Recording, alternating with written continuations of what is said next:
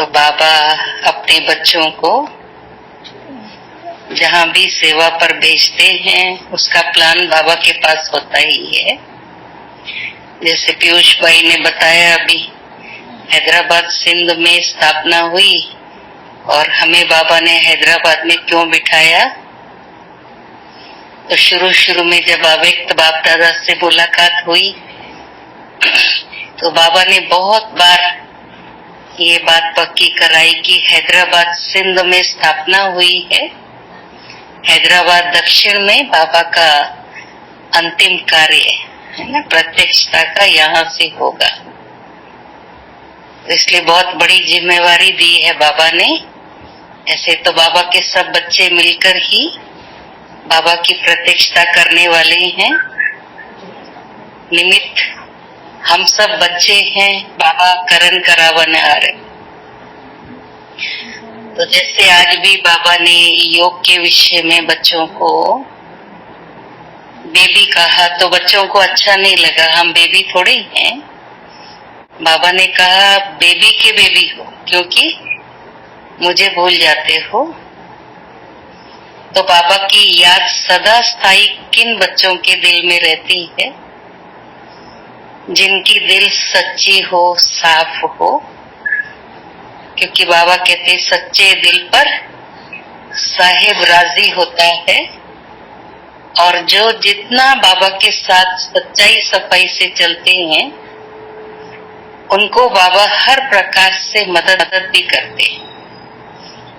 बाबा ये भी कहते कई बार कि कई बच्चे भले पढ़े लिखे होते हैं, बहुत समझदार भी होते हैं, पर कभी कभी ऐसे बच्चे जो बिल्कुल इनोसेंट हैं, उनके सामने कोई बड़ा व्यक्ति आ भी जाए तो ऐसे सच्चे दिल वाले बच्चों को बाबा मदद करता है। बाबा स्वयं प्रवेश करके उनके द्वारा अपना कार्य करा लेता है। हमने देखा जितना हम निमित्त भाव से और बाबा के साथ जितना हल्के होकर के चलते कि बाबा हमारा हाथ पकड़कर, उंगली पकड़कर हमारे साथ चल रहा है और बाबा हमसे करा रहा, हम नहीं कर रहे। तो जैसे निमित्त भाव से और निर्माणता से कार्य करते हैं तो बाबा की मदद का बहुत बहुत अनुभव होता है।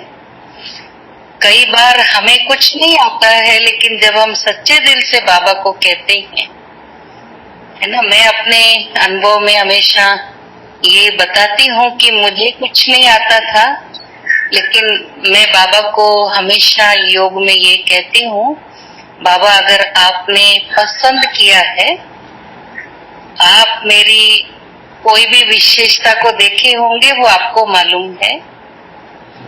आप मुझ इंस्ट्रूमेंट को यूज करो, मेरे में जो योग्यता नहीं है वो आप भर दो, क्योंकि मैं इतनी योग्य नहीं हूँ जो आपका इतना बड़ा बेहद का कार्य हम संभाल सके या कर सके या विश्व का परिवर्तन। लेकिन आपने आज्ञा दी है तो हम एवर रेडी हैं, हम सदा बाबा के इंस्ट्रूमेंट बनकर रहे हैं।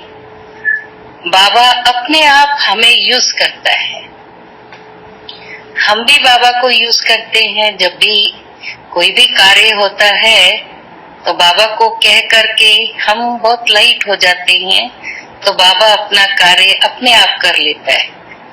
जब मैंपन आता है कि मैंने किया है या मैं कर सकती हूँ, फिर बाबा पीछे हट जाता है। तो इसलिए हमारा बाबा के साथ जितना सच्ची दिल, साफ दिल और बड़ी दिल भी होनी चाहिए, क्योंकि बाबा की सेवाओं में बड़ा दिल भी रखना पड़ता है।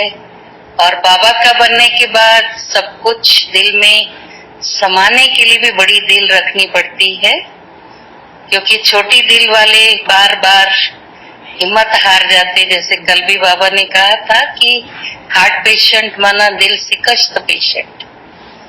तो हम दिल शिकस्त ना हो, लेकिन हमेशा दिल में जितना उमंग, उत्साह और प्यार रहता है, सच्चाई रहती है, तो बाबा अपने आप अपना कार्य करता है। और ऐसे बच्चों को जो वो संकल्प भी करते हैं, सच्चे दिल वाले कुछ भी संकल्प करते, उनके संकल्पों में भी बाबा इतनी शक्ति भरता है और उनके संकल्पों को भी बाबा पूरा करता है।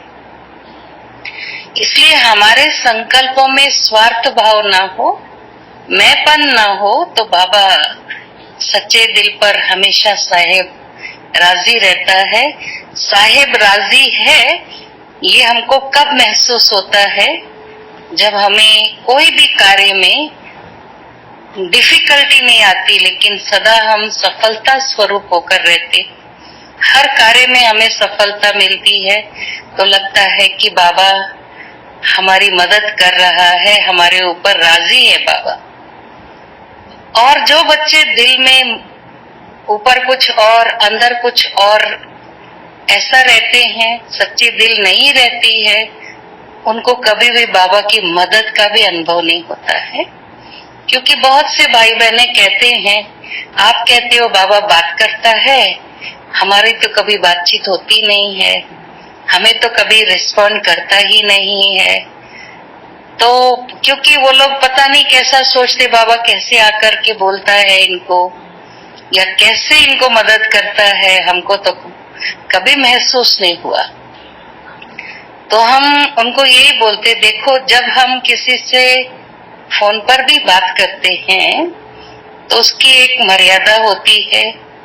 अगर पीयूष भाई हमको फोन पर कुछ बात करते हैं और फिर हमको बोलना है, तो उस समय सामने वाले को साइलेंट रहना होता है कि अभी बहन जी क्या बोलना चाहते हैं। कुछ लोग क्या करते, एक तरफ से बोलते रहते हैं और सामने वाले को चांस ही नहीं देते, फिर फोन रखने के बाद बोलते हैं आप तो कुछ बोले ही नहीं, तो आपने टाइम ही नहीं दिया। तो ऐसे बाबा के साथ भी हम जब रू रिहान करते हैं, तो बाबा को जो हमको सुनाना, एक सेकंड में सुनाकर अपने मन को जब हम शांत कर लेते हैं, फिर बाबा की टचिंग को हम बहुत अच्छी तरह से कैच कर सकते। क्योंकि टचिंग को भी कैच वो ही कर सकते हैं जिनका माइंड क्लीन हो, क्लियर हो, दिल में सच्चाई हो, तो बाबा की बहुत बहुत मदद मिलती है। और कईयों को ऐसा लगता है ये क्या मदद है ना, हमने काम किया और फलाने व्यक्ति ने हमको आकर मदद की, तो ये बाबा की थोड़ी मदद है। एक बार मधुबन में भी हम साइलेंस रिट्रीट में गए थे, तो एक माता बोली कि मेरे को, उसको थोड़ा प्रश्न ज्यादा ही उठते हैं, मुझे तो कभी भी ऐसा नहीं लगता कि बाबा मेरी सुनता है। तो मैंने कहा क्या नहीं सुना है आपका? तो बोली नहीं, आप हमेशा बोलते बाबा ने ऐसा बोला, मेरे को ऐसा कभी महसूस नहीं होता कि बाबा बोलता है या बाबा सुनता है। ऐसे ही उसने मेरे को कहा कि अभी हम नीचे जा रहे तो जानकी दादी से मिल सकते क्या? तो मैंने कहा कि पूछते हैं प्रवीणा बहन से। उस समय प्रवीणा बहन थी, तो प्रवीणा बहन ने बोला, थोड़ा डांट दिया मुझे कि दादी की तबीयत ठीक नहीं है, बड़ी बहनों ने बताया नहीं क्या? मैंने बोला सॉरी, मुझे नहीं मालूम था। तो ठीक है, हम नीचे निर्भय भाई से मिल करके चले जाएंगे भोजन करके। शायद दादी ने उसका आवाज सुन लिया और हम तो भोजन खाकर वापस जा रहे थे। मैं हाथ धो रही थी, तभी वो माता के पास फोन था, उसने उठाया नहीं। मैंने बोला किसका फोन था? बोली प्रवीणा बहन का है। मैं तो नहीं उठा सकती ना, इसलिए आपको देखो बात करके। उन्होंने पूछा कि आप कहाँ हो? मैंने कहा कि मैं अभी बस हाथ धो रही थी और अभी जा रहे, टैक्सी में बैठ रहे हैं। तो बोला कि पता नहीं, तेरा आवाज दादी के दिल में पहुंचा है, दादी ने तुमको बुलाया। दादी ने मुझे कहा कि मुझे पता चल गया कि ये तेरे को डांटी है, इसलिए मैंने इसको कहा जो बड़ी बहन है उसको बुलाओ। तो फिर मैंने कहा दादी, ये माता आपको एक बार अमेरिका में मिली थी, तो आपने कहा था, इसने बताया था मैं 6 मास बेटे के पास रहती, 6 मास हैदराबाद में। तो दादी जी ने कहा कि तुम 6 मास यहाँ मत आया करो, कुलदीप को मदद किया करो। तो ऐसे ही मैंने दादी को सुनाया, ये तब से मदद करती है, शांति सरोवर में सेवा करती है, आकर रहती है। दादी को इतनी खुशी हुई, मैं इसको क्या पहनाऊं, सोने की अंगूठी पहनाऊं, सोने की चैन भी पहनाती हूँ, इसको कुछ ड्रेस भी देती हूँ। मैंने कहा नहीं दादी, एक अंगूठी पहना दो। उसके मन में संकल्प था कि बाबा के घर से मुझे अंगूठी मिले तो अच्छा है। तो दादी ने अंगूठी भी पहनाई, शायद उसको लॉकेट भी चैन के साथ पहनाया। तो मैंने उसको पूछा, अभी बाबा ने तेरी बात सुनी या नहीं सुनी? तो बोले हाँ, इसको बोलते क्या बाबा सुनता है। तो बाबा को तो कान नहीं है, मुख नहीं है ना, हाथ पैर नहीं है, तो वो हाथ पैर वाले की मदद लेकर के हमारी बात को अच्छे से सुनता भी है और हमारी मनोकामनाओं को भी बाबा पूर्ण करता है। उस दिन वो बहुत बहुत खुश हो गई कि ये जिंदगी का पल मैं कभी नहीं भूल सकती कि आज बाबा ने जो मेरा संकल्प था वो पूरा किया। तो ये तो छोटी सी बात है, लेकिन हम जो पुरुषार्थ भी करते हैं, हमारे पुरुषार्थ में भी विघ्न कब आते हैं? जब हमारे अंदर सच्चाई सफाई की कमी होती है। योग न लगने का कारण भी है सच्चाई सफाई की कमी।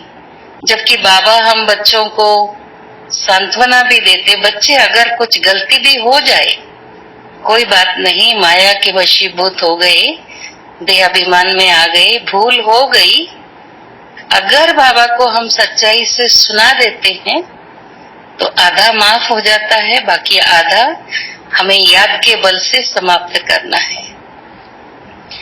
और ऐसे जीवन में कोई परीक्षा भी आती है तो बाबा सदा हम बच्चों को साथ देता है, मदद करता है। क्योंकि हमने जब इस स्थान को बाबा ने हमको दिया, कभी संकल्प में भी नहीं था कि ये स्थान जो है हम बना सकेंगे, चला सकेंगे, क्योंकि कुछ अनुभव ही नहीं है। लेकिन दिल में हम बाबा से बात करते थे, बाबा अगर आपने दिया है तो आप सोच समझ के दिए होंगे, परंतु हमारे पास तो कुछ भी नहीं है। ना मैं आपकी टैलेंटेड बच्ची हूँ, ना मेरे पास धन है इतना, न तन में इतनी ताकत है, न मन में इतना विश्वास है कि हम कर सकेंगे। लेकिन निरंतर मैं बाबा से दिल से बात करती रही कि बाबा ये मेरे से नहीं होगा, आप ऊपर से बनाकर नीचे भेज दो शांति सरोवर, क्योंकि आपकी बच्ची तो बुद्धू है। या तो आप कोई अच्छे महारथी भाई बहन को यहाँ भेज दो, मुझे कहीं और गांव में भेज दो, क्योंकि ये तो काम मैं नहीं कर सकती, बहुत बड़ा है। पर वंडर ये है कि जब हम दिल से बाबा से सच्चे दिल से बात करते हैं, कैसे बाबा ने ये कार्य कराया हमें तो पता भी नहीं चला। अभी तो ऐसा ही लगता है, उस समय तो भले बहुत परीक्षाएं भी आई, लेकिन बाबा की मदद का भी बहुत अनुभव किया। और अभी ऐसा लगता है जैसे बाबा ने ऊपर बनाकर शांति सरोवर नीचे भेज दिया है। वो सब परीक्षाएं, वो सब जो भी परिश्रम आदि हुआ, कुछ भी उसकी महसूसता नहीं। क्योंकि बाबा हम बच्चों को कहते, जब आप मोहब्बत में रहकर कार्य करते हो तो मेहनत का अनुभव नहीं होता है। जितना दिल में बाबा के प्रति प्यार होगा और सच्चे दिल से हम जब बाबा से प्यार करते हैं, वो प्यार ही योग है। कई लोग कहते योग लगता नहीं है, हम कभी ऐसा नहीं कहते कि प्यार कैसे करना है वो भी नहीं आता है। बाबा कहते आप अपने बच्चों को कैसे प्यार करते, अपने मित्रों को कैसे प्यार करते। मैं भी तो आपका बच्चा हूँ, मैं भी आपका मित्र हूँ। तो हर संबंध से हम बाबा से प्यार रखें। जैसे अमृत वेले उठते ही बाबा हमें बाप के रूप में बहुत कुछ खजाने देता है, वर्षा देता है, खुशी देता है, शक्ति देता है। जितने भी कहे इतने खजानों से अमृत वेले हम आत्माओं को बाबा भरपूर कर देता है। और अमृत वेले जब हम बाबा से कनेक्ट हो जाते हैं, दिन भर हमारा बाबा से लिंक जुड़ा रहता है। जो बच्चे अमृत वेले में अलबेले रहते हैं उनको फिर बहुत मेहनत करके बाबा से कनेक्शन जोड़ना पड़ता है। जैसे पहले जमाने में एसटीडी या ये डायरेक्ट फोन नहीं होता था, तो बुकिंग करते थे तो लाइन क्लियर नहीं मिलती थी, बहुत दिन लग जाते थे कभी कभी। तो अगर हम यहाँ से माउंट आबू में बात करें, 3-3 दिन तक हम लोग इंतजार में रहते थे, ट्रंक कॉल बुक करके। रात दिन सोते भी नहीं थे, पता नहीं कब कॉल मिले, कब जवाब आए। तो अभी तो देखो मोबाइल से हम इंटरनेट से कहाँ कहाँ से जुड़ सकते। जैसे हम हैदराबाद में बैठे बैठे दिल्ली में क्लास करा रहे, तो ये विज्ञान के साधन हैं। तो ये साधन होते हुए भी बाबा कहते हैं आपको अपनी साधना पर निर्भर रहना है। साधना ऐसी है क्योंकि लास्ट में बाबा कहते हैं ये साधन भी काम के नहीं रहेंगे, लेकिन जो हमने बाबा से शक्ति ली है, जो भी बाबा से हमने प्राप्तियां की हैं, वो हमें अनेक आत्माओं को मनसा के द्वारा देना है। तो हमारा मन जितना हल्का होता है उतना अच्छा योग भी लगता है, और दिल की सच्चाई सफाई बाबा को खींचती है। जैसे छोटे बच्चे क्यों प्यारे लगते हैं, क्योंकि छोटे बच्चे कुछ भी काम करेंगे, चाहे अच्छा या बुरा, कुछ टूट फूट भी हो जाए, तो सच्चाई से आकर बताते हैं कि ये चीज मैंने तोड़ दी है। तो माँ उसको मारने के बजाय चूमती है, प्यार करती है। ऐसे बाबा भी चाहता है कि कुछ भी हो, अच्छा करो या कुछ भी, गलती भी करो, मुझे तो बता दो। तो बाबा जिम्मेवार रहता है। बाबा कहते मैं तुम्हारी जिम्मेवारी लेता हूँ, इसलिए तुम निश्चिंत रहो, कोई चिंता करने की भी आवश्यकता नहीं है। और फिर बाबा शिक्षक के रूप में भी हमारी जो रोज की मुरली क्लास है, पढ़ाई है, पढ़ाई से प्यार, शिक्षक से प्यार, ये भी बाबा हमको आगे बढ़ने का साधन बताते हैं। क्योंकि हमें हमारे जीवन को किस तरह चलाना है, ये गाइडेंस बाबा हमें शिक्षक के रूप में बहुत सी शिक्षाएं देता है, जो दिन भर हम देखते हैं काम में भी आती हैं। कभी कभी जो मुरली मिस करते हैं, तो उनको महसूस होता है कि आज कुछ जैसे हमने मिस किया है, खालीपन लगता है। तो इसलिए हमारे जीवन के आधार है दो, एक है अमृत वेला, दूसरा हमारी पढ़ाई। तो पढ़ाई से प्यार, बाबा से प्यार, और अमृत वेला योग भी, उसमें हमारी रुचि हो। और योग लगेगा ही तब जब सच्चाई और सफाई हो अपने अंदर। कभी कभी हम देखते हैं कई लोगों को जरूरत नहीं है, वहां पर भी झूठ बोल देते हैं। तो ऐसे समय पर हम क्या करते, सामने वाले से भी हमारा विश्वास जो है वो जब 1-2 बार पकड़े जाते कि ये तो झूठ ही बोलते हैं, कभी हम सच भी बोलेंगे तो विश्वास खत्म हो जाता है, ये सच नहीं बोलते। हम जब दादी के पास रहते थे छोटेपन में, 16-17 वर्ष की आयु में जानकी दादी के पास ट्रेनिंग के लिए आना हुआ, तो दादी जी हमेशा हमको ये बोलती थी कि अपना जो भी दिल में हो सच्चाई सफाई से बाबा को बताना चाहिए, कोई भी बात छिपानी नहीं चाहिए, और इतनी वफादारी से चलना चाहिए, इतना सच्चे रहना चाहिए कि अगर मान लो गलती से भी हमसे झूठ बोला गया हो, लेकिन हमारे में सबका ऐसा विश्वास हो कि सामने वाला कहे कि आप गलत हो ही नहीं सकता कि कुलदीप बहन ने झूठ बोला है।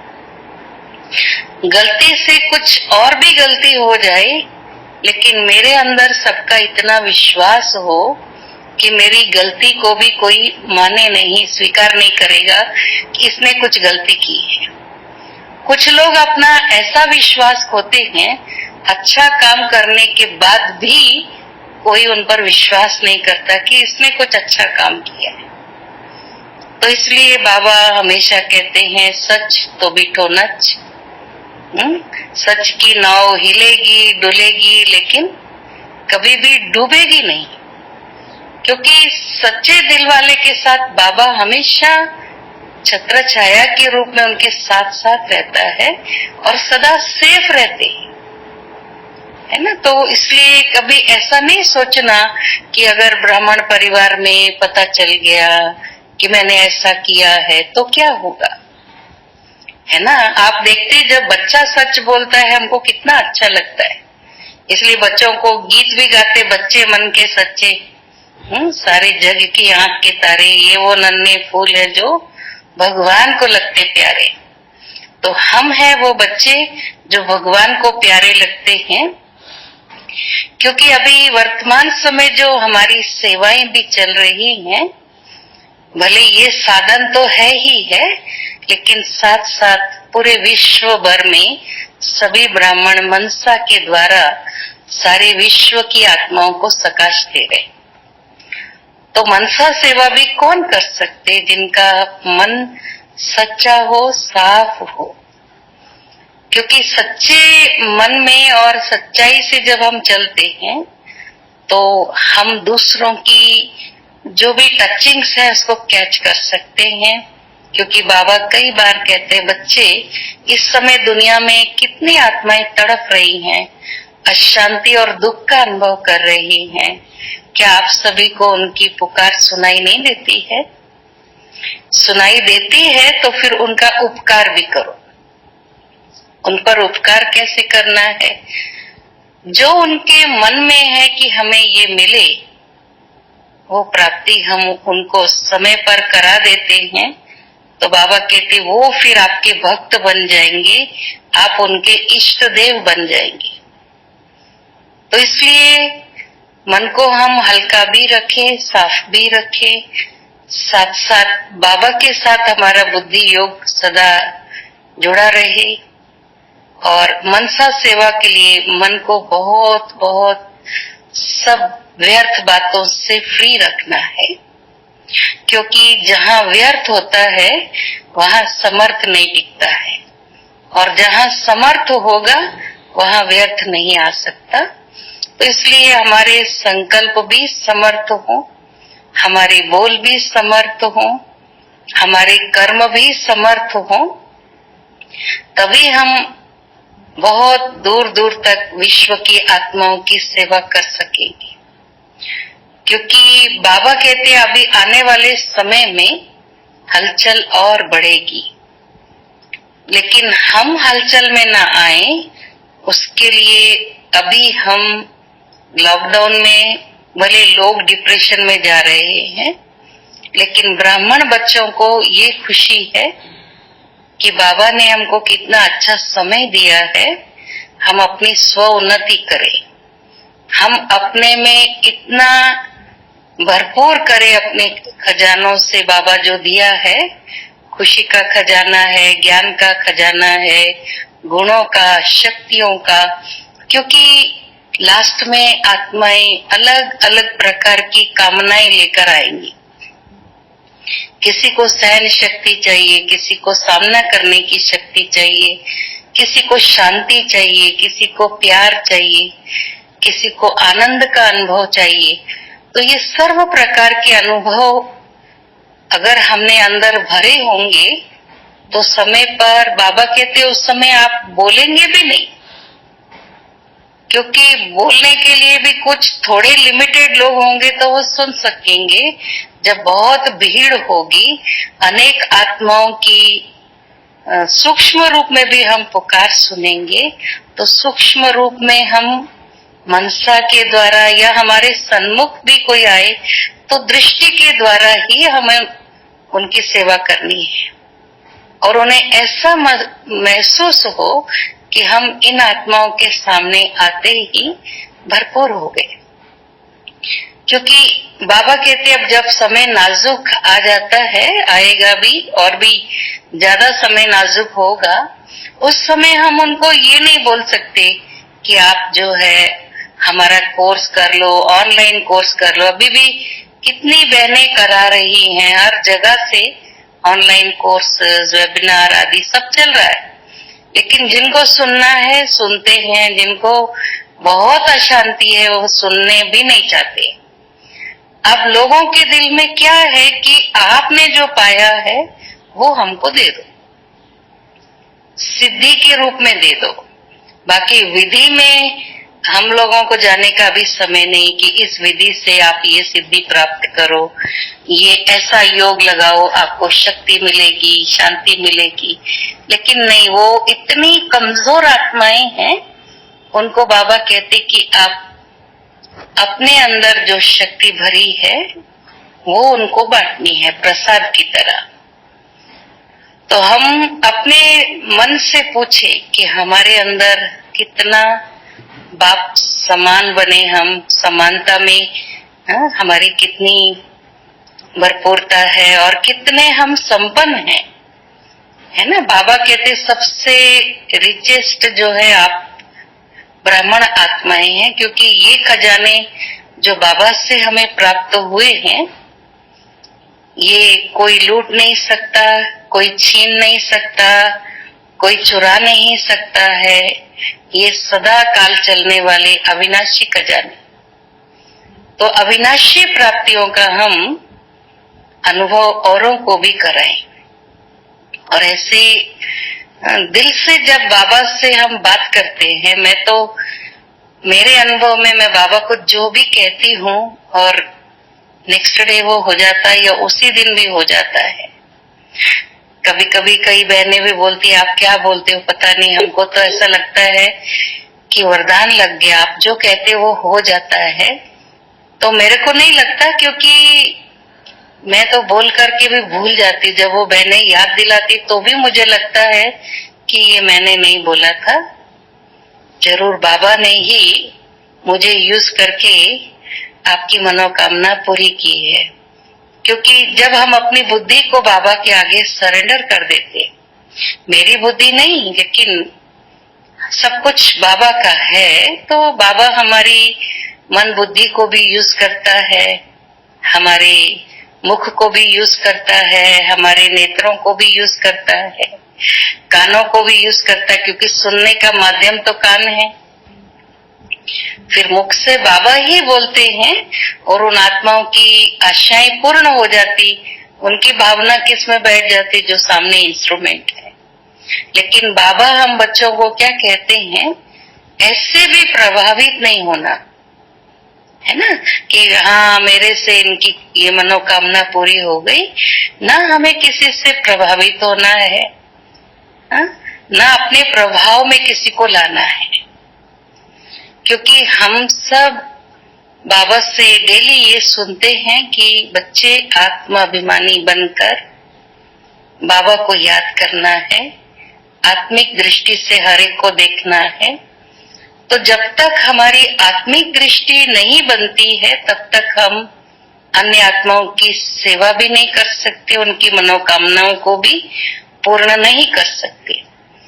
आत्मिक दृष्टि का अर्थ ये नहीं कि हम सिर्फ सोचें ये भी आत्मा है, मैं भी आत्मा हूँ, लेकिन जब आत्मा पर दृष्टि रहती है तो हमें उस आत्मा के भाव, स्वभाव, संस्कार दिखाई नहीं देते। लेकिन बाबा के संस्कार और बाबा जिस विशेषता से बच्चों को देखता है वो विशेषता से हम उस आत्मा को देखें, क्योंकि हर एक आत्मा की कुछ न कुछ ऐसी विशेषता है जिस आधार से बाबा ने हम सबको सिलेक्ट किया है। तो हम बाबा की सिलेक्शन है, इस खुशी में रहें। कोई हमें पसंद करे या ना करे, लेकिन प्रभु पसंद आत्मा हूं मैं, इस स्वमान में रहेंगे। कोई कितना भी अपमान करे, कितना भी अभिमान दिखाए, तो हम उसके प्रभाव में भी नहीं आने चाहिए। तो ये आत्मिक स्थिति का जितना जितना हम अभ्यास करते रहेंगे उतना बाबा के साथ हमारा निरंतर योग रहता है। ये देह और देह के संबंधों से न्यारा बनाने के लिए देखो, भले दुनिया में लोगों को लगता है ये बड़ी खराब परिस्थिति है। अब देखा जाए तो देखिए, सब लोग बहुत काल से भगवान को प्रार्थना कर रहे थे, भगवान हमको टाइम नहीं मिल रहा है। ब्राह्मण भी बाबा से रिक्वेस्ट कर रहे थे, बाबा इतनी सेवा है, इतनी सेवा है, स्व उन्नति का टाइम नहीं मिल रहा। योग आप बोलते हो 8 घंटा लगाओ, टाइम ही नहीं है। दुनिया वाले भी कहते हमें अपने आप से बात करने का टाइम नहीं, अपनों के लिए भी टाइम नहीं, परिवार के लिए भी टाइम नहीं। तो सच्चे दिल से बोला होगा, लेकिन वो साहेब राजी हुआ तो भी लोग नाराज हो गए कि भगवान ऐसे थोड़ी बोला था हमने, इतना टाइम दो, पूरा लॉकडाउन ही कर दिया आपने। क्योंकि सारी दुनिया ने कहा, इसलिए सारी दुनिया का बाबा ने सुन लिया और हमारी पुकार को सुनकर बाबा ने उपकार किया है। हम तो पॉजिटिव ही लेते बाबा के बच्चे कि बहुत अच्छा समय दिया है बाबा ने, जिसमें हम अपनी स्व की चेकिंग भी करें। सिर्फ चेकिंग करके नहीं छोड़ना है, लेकिन हमें चेंज भी होना है।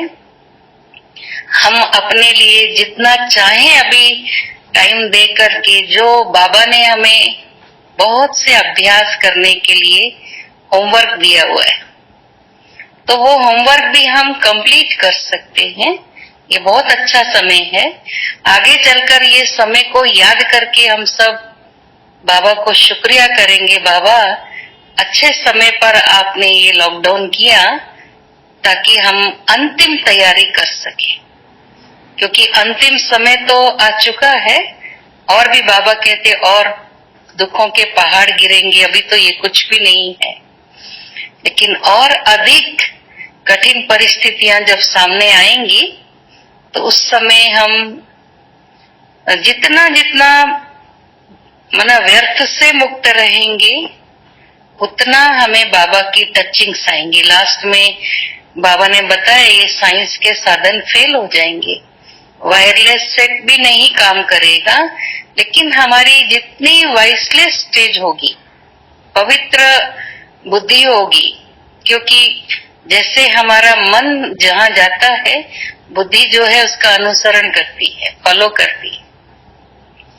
तो इसलिए मन उलझन में ना हो, क्योंकि हमारा मन उलझन में रहता तो कई बार हमें ना आत्माओं की पुकार सुनाई देती है और ना बाबा की टचिंग को हम कैच कर सकते हैं। तो बाबा ने बहुत बार कहा है, लास्ट में कोई तार नहीं आएगी आपको, लेकिन बाबा की टचिंग होगी कि सेफ्टी के लिए फलाने स्थान पर पहुंच जाओ, इस समय पर ये करो वो करो। और हमने देखा है बाबा की टचिंग को भी कैच वही कर सकता है जिसका साफ दिल होता है। बाबा से सच्चाई सफाई से जो चलते हैं, बाबा उनकी हर प्रकार से रक्षा भी करते हैं। क्योंकि एक बार हम वैसे इस तरफ तो बहुत पहले नक्सलाइट्स का बहुत चलता था, तो हमारा एक सेंटर था जहां पर रात को नक्सलाइट्स आ गए और टीचर बहन तो बहुत थोड़ी डरपोक भी थी। और वो स्थान पर किसी भाई ने ऐसा स्थान बना के दिया था, तपस्या धाम, मना वहां कुछ लोग रह सकते और तपस्या करे। तो उस बहन को अच्छे से मना सजाना करना, व्यवस्थित करके उसको बहुत अच्छा ढंग से सजाया। मैं भी बहुत बार गई, मैंने उनको एक बात पक्की कराई कि ये नक्सलाइट एरिया है, आप कभी भी योग के प्रोग्राम दिन में करो, रात में नहीं। तो उसने हमारे से बिना पूछे एक दिन रात की बटी रख ली और नक्सलाइट्स को मालूम हो गया कि यहाँ रात को सब लोग रहने वाले। एक्चुअली उनको पकड़ना था जिस व्यक्ति का वो स्थान है, और ड्रामानुसार वो रात को आया नहीं। और इन्होंने फिर उनको बहुत डरा करके बंदूक कनपट्टी पर रखकर वो बहन को बोला, ये आगे आगे चलेगी तो पीछे पीछे सब बीकेस जो भी अंदर हैं वो भी बाहर आएंगे। तो थोड़ा दूर ले जाकर, क्योंकि उनको बम ब्लास्ट करने थे, तो सब जगह पर उन्होंने बड़े बड़े ऐसा बॉम्ब्स छोटे छोटे बकेट्स में, एक किचन में रखा, एक बाबा के रूम में रखा, एक और कमरों में, हॉल में। और 3 किलोमीटर उनको दूर ले गए, क्योंकि इसका विस्फोट 3 किलोमीटर तक उसका इफेक्ट रहता है।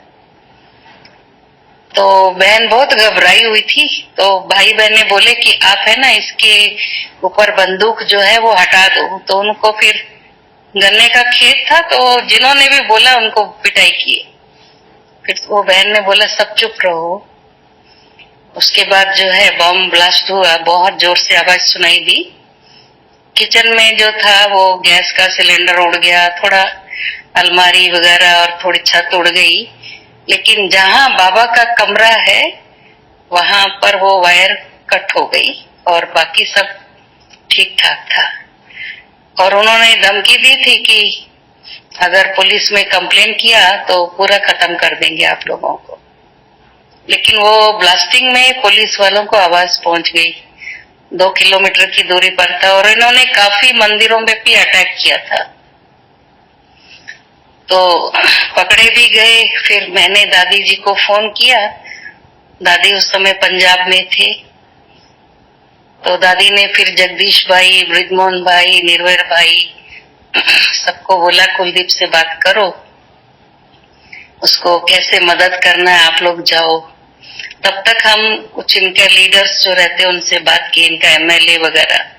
तो उन्होंने हमको बोला कि आपने ही जाना दीदी, क्योंकि वो लोग लैंड माइन्स लगा के रखते हैं, जो भी इनका बड़ा आएगा उसको उड़ा देंगे।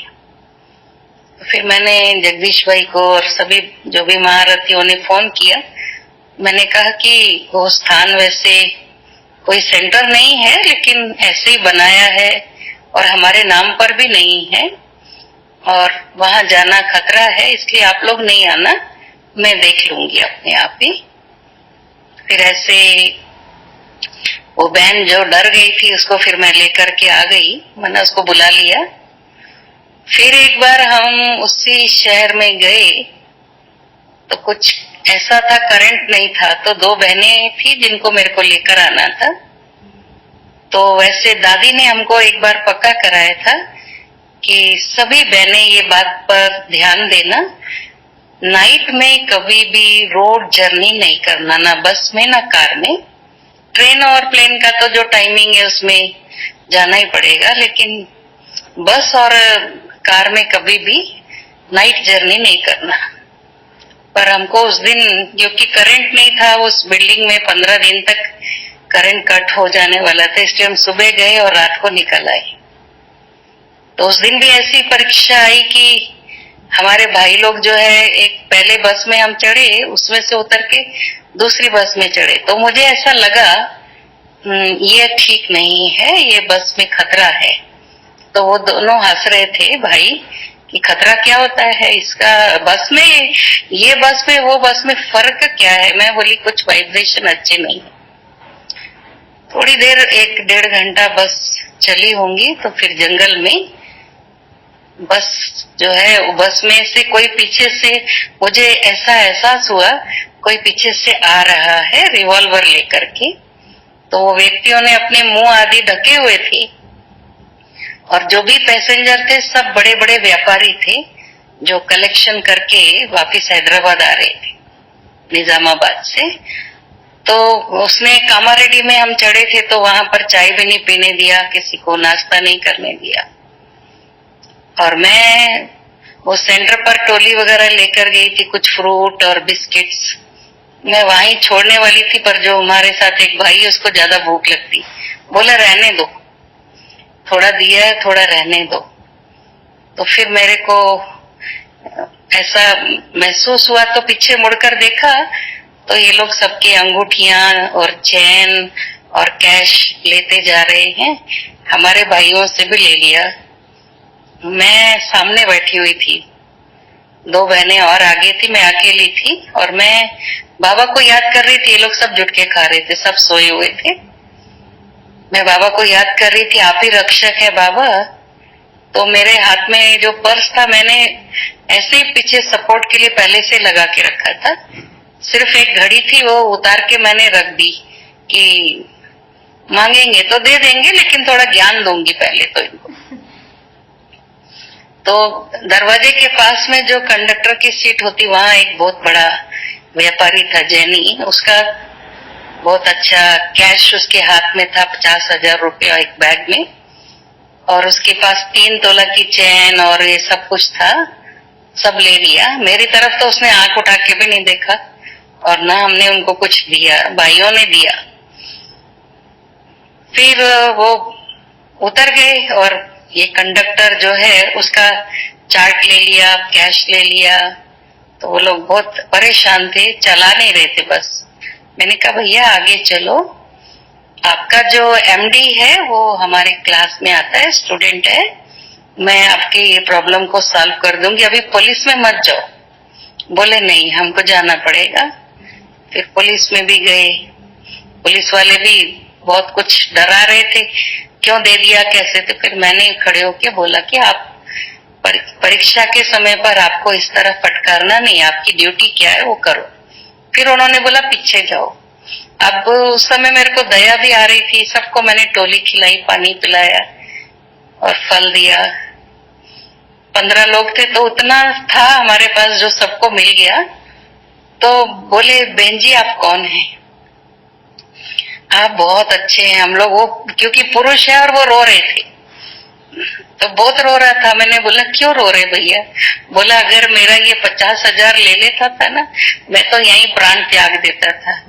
मैंने कहा भाई जान बची तो लाखों पाए बोलते, आप तो कमा सकते हो, जान थोड़ी कमा सकते हो। तो बोला आप बहुत अच्छे शक्तिशाली आत्मा है।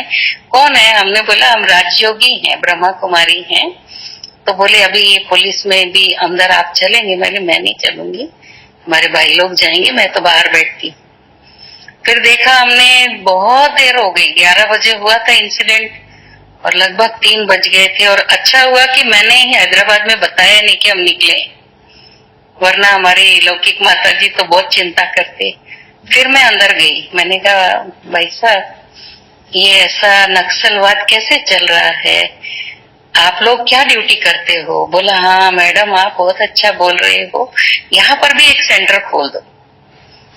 इस तरह से बाबा की इतनी मदद मिली। वैसे वो चोर भी पकड़े गए, लेकिन मैं तो दोबारा भी पहचान के लिए भी नहीं गई। मैं बोली ये तो कोई भी नहीं पहचान में आएंगे, हमारी सफेद साड़ी है ना, हमको तो पहचान के मार डालेंगे ये लोग, इसलिए मैं तो नहीं आऊंगी। मेरा कुछ गया भी नहीं। तो बाबा को हम दिल से जब याद करते, हर परिस्थिति में बाबा बच्चों का साथ देता है, बाल भी बांका नहीं होने देता है।